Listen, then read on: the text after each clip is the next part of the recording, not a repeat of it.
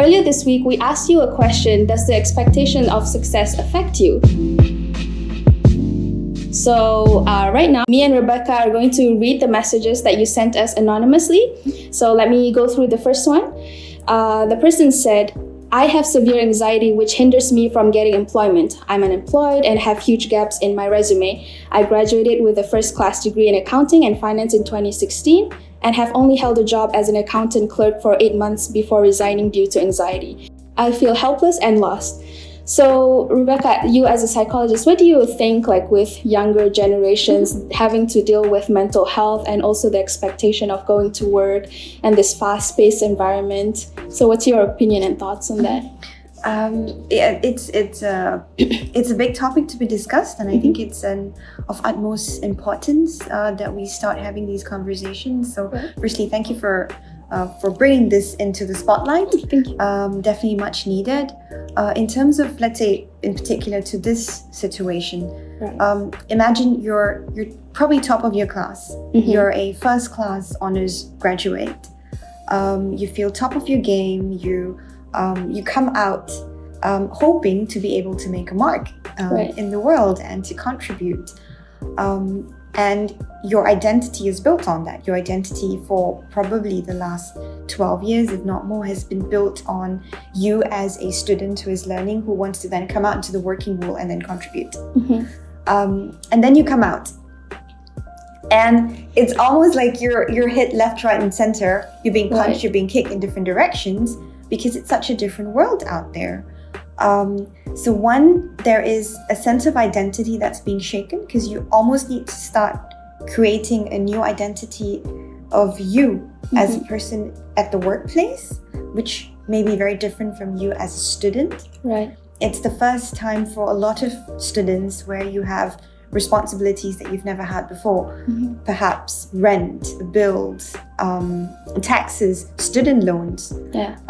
These responsibilities start kicking in as well. And as you alluded to, it's the pressure from society to excel. As soon as you finish, as you graduate, or even before you graduate, friends and family are already starting to ask, "Oh, what's next? Have you got a job already?" Or they would share with you that they know someone who's also in accounting, who has a job with one of the big 4 accounting firms. Right. So all these factors together, I think it feeds into someone starting to feel, how do I cope? How do I manage? How do I adapt? Right. Absolutely. Because I feel like it's already a challenge to adapt to a new phase, a new phase of life, and then going into work. But at the same time, going through these challenges, you also are expected to perform well and always have to prove that you're good and you can do well for any companies and everything like that. So you have to tackle between all these responsibilities and challenges. So that's what I see as well with me and my friends, personally, even though I'm already working right now. But there's always this sort of pressure that people put, you have to perform, you have to prove yourself, you have to be on top. And then I see that my friends would endure toxic environments because they think that is normalized and that you have to go through that. So I'm wondering as well, from that perspective, if you could elaborate on that. Is it normal to go through this toxic environment and just accepting it as something, just part of your life, this is the phase, everyone goes through this? Or is this just a toxic society's perception of success? That's a really interesting one.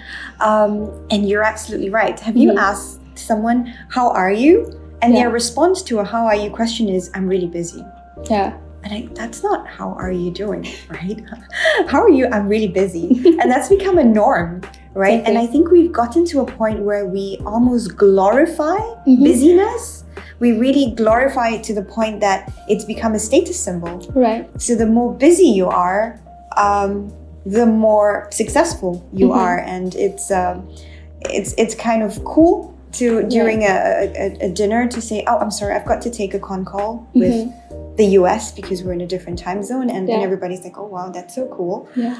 And I think that's kind of fed into the toxicity, where we just want to feel important, and we want to express that importance through the fact that we are busy. And that kind of feeds into it. Yeah. And one of the things, for example, when I coach my clients, especially high-performing clients, right? I tell them, when you get into a new job, never give 100%. You give 80%. And that's your default, because there will be occasions where you need to rise to 100%, and then you have the capacity to get to 100%. Right. But if you get in and your default is 100%, those moments when you need to rise up, that's when you go to 120, 130. And that's not sustainable. And that's what we're doing. We are encouraging people to go in at 100%. We're not just encouraging, we're celebrating it. Right. We're celebrating people who have long days.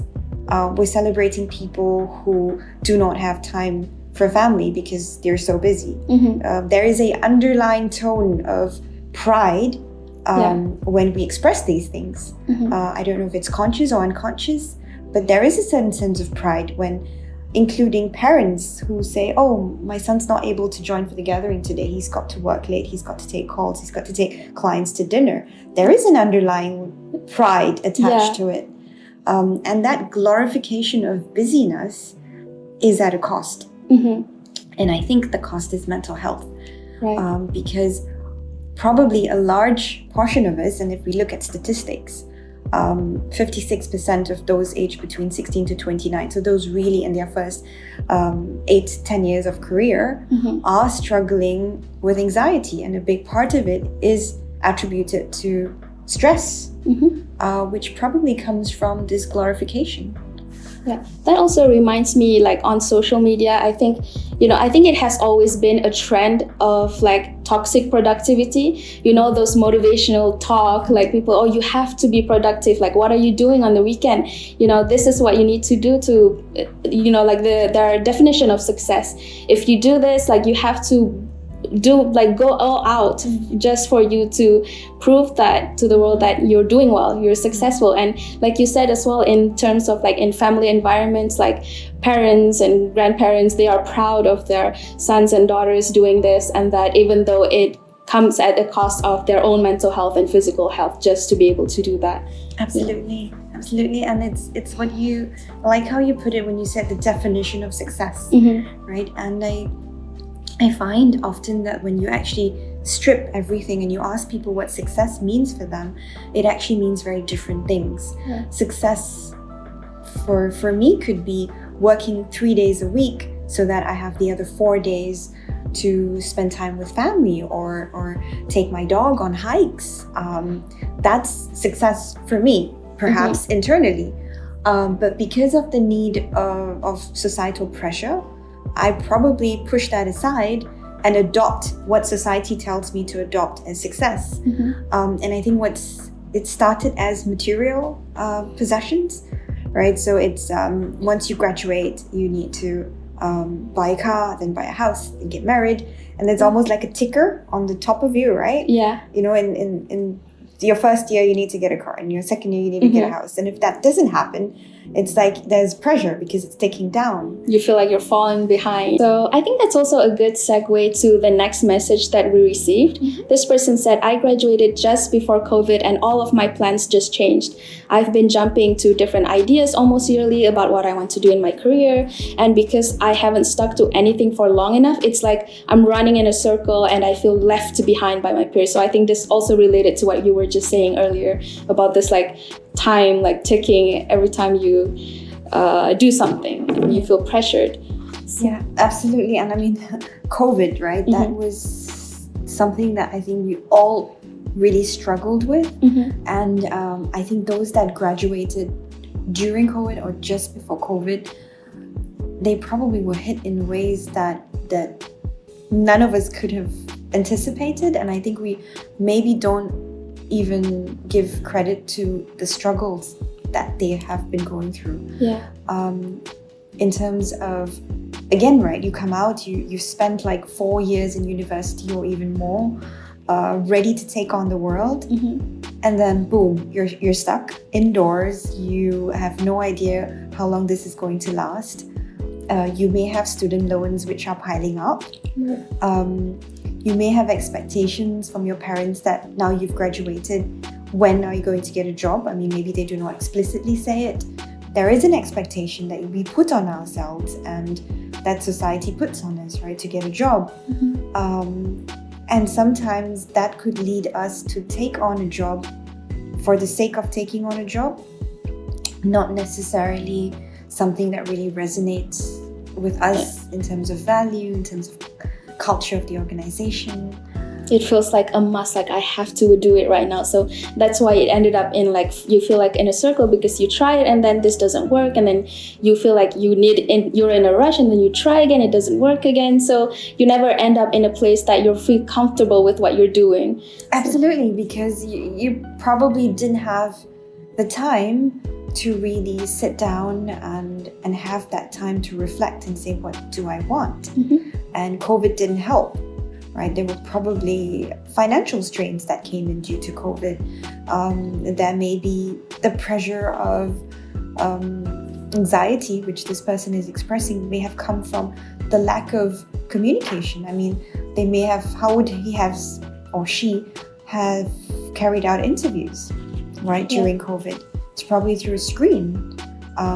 He or she may not have the social support that they would usually have. I mean, of course, we have means of connecting via screens and video calls, but we all, as human beings, we crave connection. And if we trace it back to our ancestors, it was a mechanism for survival. Right. People who did not, human beings that did not have connection to others, were most likely actually killed, because you couldn't survive at that point in time alone. You had to have a group, a troop, right, a tribe, and that's how we have evolved. The thing is, now a sense of belonging is perhaps not as closely linked to survival, but the brain has probably not yet accepted or processed that. So we still crave for connections.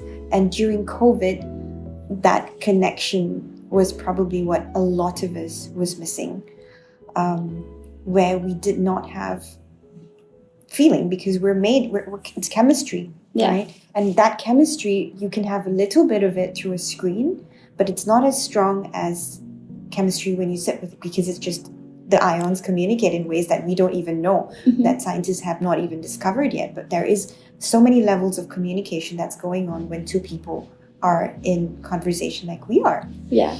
And it feels much more comfortable to be in like a real human interaction in person, and then we can actually feel that person's personality as opposed to online, and we can't feel that way, and we're just like seeing that person just, oh, okay, this person can do this, and this is the description and interview, like what you can do. But in person, it's much more different, more personal. Absolutely. And for this particular person, I mean, not having that connection with friends, perhaps not even with family, depending on where they are, that isolation, perhaps stresses due to financial stresses or societal pressures, I reckon would have led this person to get into roles which are not fulfilling, therefore are short-term, and then that pressure just builds up, right? And it's like a downward spiral. Yeah. You feel, okay, I need to get a job. I push myself into it. And then it's not sustainable because it's not fulfilling. And then there's that whole sense of comparison, as he said, right? All my peers, or she said, all my peers are moving ahead. And I think what we don't realize is that prior to social media, there used to be a saying, keep up with the Joneses, where we do compare ourselves, but we maybe compare ourselves to our neighbors, to our classmates. It's pretty much it. And now I would equate it to like an IV drip. You know, we are like this drip of comparison, because every time we take our phone, right, there's that drip coming in of seeing how other people are doing. Yeah. And what we don't realize it, what we are seeing and comparing ourselves to is highlights of other people's life. It's especially curated program or piece of that person's life that they choose to showcase online. Yeah. And even then, like, to us, it feels like, oh, this is the person's success, and I wish I look like that. But even to that person, like, they have their own struggles that they don't show, and they wish that they're like other people. So everyone is like continuously nitpicking and choosing a specific part of their life so that they can show and again like prove to others that, okay, I made it somewhere, I made it. So, and then that is, I think, where burnout comes in, because you're constantly trying to improve and doing this, and then it never fulfills you in the end. Absolutely, Fauza. That's exactly. It's like a loop. Right? Yeah, it's like this loop that we're all in, and we are all playing the same game, and we're all suffering because of it, but we don't know. Because if you compare a person's real life to a curated, made for screen snippet, that's probably 1% of the entire life. You'll never match up. And that's being fed like an IV, I feel. Every time we scroll, every time we see, we are comparing ourselves, and that is impacting our self-esteem. And because as human beings, we have an innate need to compare. That's the way that we benchmark ourselves. Right. So it's very much part of us. And now this comparison is like an addiction. We're addicted to this comparing, to this one-up, and the culture of likes, right? So it's interesting because we're hyper-connected, right? Most of us have more than 100 connections, online connections. But if we strip that apart, how many meaningful connections do we have? And I doubt that we have many meaningful connections. So it's interesting, it's almost ironic, right? Because we're hyper-connected, yet we are the most self-medicated, the most anxious, the most lonely society that our species has ever seen. So there is something about that it's going wrong, and we're doing it to ourselves. Yeah. And it's good that we talk about this and we're addressing this. So I think like to kind of conclude this video, I would like to also know what would be the healthy boundary, especially for young generations coming into this work field. What would be the healthy boundary or things that we need to keep in mind so that we don't drain ourselves by looking at others and older generations, and know how to be productive in a good way? Great question. Firstly, I would encourage, I say know yourself. Know thyself. It's not my words. It's words from some Greek philosopher, Socrates, I think. And get to know yourself and get to know your values and define success that is meaningful to you. And that could look very, very different from what the societal version of success is. And I saw this quote on Instagram, and it really resonated with me. It said, smart people are using beautiful people to sell things to insecure people. And that's just because we are so insecure as society, and lots of people are benefiting from it. That's why they feed into it, right? Because insecure people buy things. Yeah. They buy an expensive handbag to feel better, or they buy a big car so they feel more powerful. But if we are secure, if we know who we are, what our values are, what makes us truly happy, and that's probably not going to cost as much as we think, that's going to make us at peace with ourselves. Once we have that, that's going to come across as confidence. Then when we go into the workplace, we know what our values are. We know the kind of workplaces that will enable those values or will be barriers to those values. So that awareness helps us to have more empowering conversations with our managers. Right.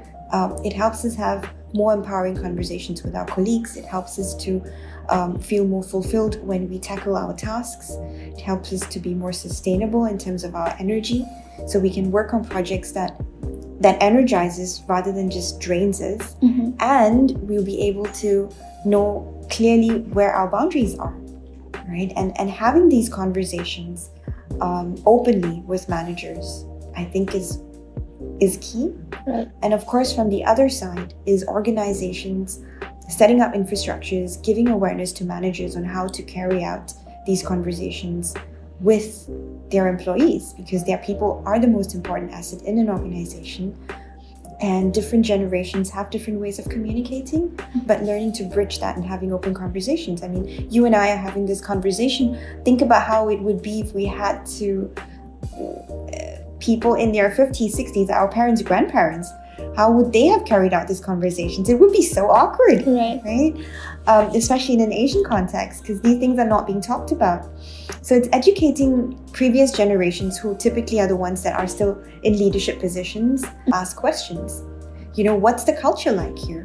When we are in a conflict, what is your preferred style of conflict management? If I don't disagree with you, well, how should I express that? So we need to have these conversations in interviews, and I always encourage young people going into the workplace to ask these questions, to say, okay, you know, how do I address you even? First name, sir, Mr., boss. Right. So mafia-like, but you know, because these things create power distance, right? But when we have these conversations to say, look, we're going to work together. I would love that it will be perfect, but we know that when you work closely with someone, there are bound to be disagreements because of different ways of working, different styles of communication. So what we do is we establish the rules of the game. If we do not agree, how do we express that? If we have a commitment that we cannot meet, how do we express that? So that when the time comes, when these issues occur, we know exactly the rules of the game and we know how to play it. So it's not just about their boundaries, but it's also about our boundaries. So we know the balance between those two. Absolutely. Yeah. And that starts with the getting to know yourself. And I think that will start. And I think it's amazing, really, really amazing that the Gen Zs, that the young millennials are actually championing this. So it's probably a bit rough right now because they're the first ones to actually care about these topics and bring this up. And it's like a learning curve. But I think it's so amazing that we're finally stepping out of that norm, that treadmill of just pushing ourselves. Yeah. And people are starting to say, I don't want this. I want to take care of my mental health. I think that's a very good advice. Thank you so much, Rebekah, for all the input that you shared. I guess we'll look into the next episode and see what else we can share about this topic. Absolutely. Thank you very much for having me, Fauza. Okay, thank you. Bye-bye. Bye.